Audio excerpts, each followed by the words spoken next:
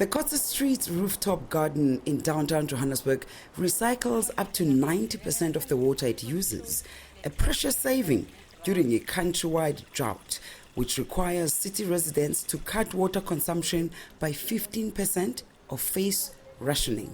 The plant strains grown hydrophonically mature faster than crops in other mediums, which gives the farmers a faster turnaround.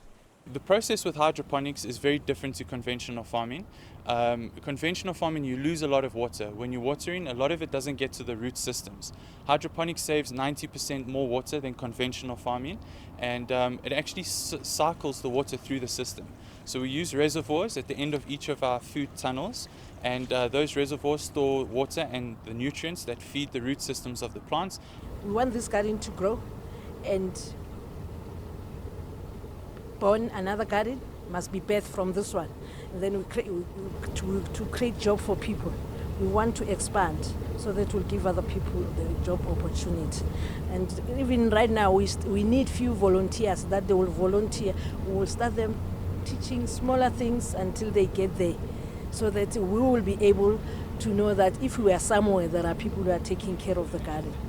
These entrepreneurs are trained by Ubuntu Business. Ubuntu Business, working in collaboration with the city of Johannesburg, is in the business of affording those who are struggling to get jobs to take care of themselves using alternative means. The reason we're involved in agriculture is that we actually aim to solve two of our country's biggest challenges, one being unemployment and the second being food insecurity. So we've developed a program called the Agri-EDP, which is an agricultural entrepreneurship development program. And what we do basically is teach and empower small-scale farmers to grow large-scale agribusinesses. A 2012 study by the African Food Security Urban Network on Food Security in Johannesburg found that 56% of households are food insecure, with 27% said to be severely food insecure.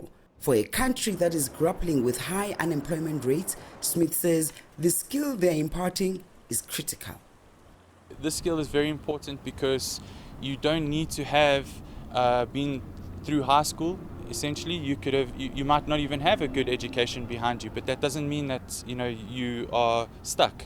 Agriculture is something that's very easy to learn, and it's something that anybody can do.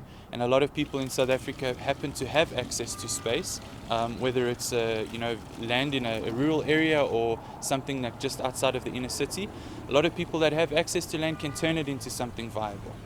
Johannesburg is one of many cities in the world turning to inner city farming to solve the problems of high unemployment and food insecurity, and in the process, hopefully, regenerating neighborhoods. Yolisa, Njamela, CCTV, Johannesburg, South Africa.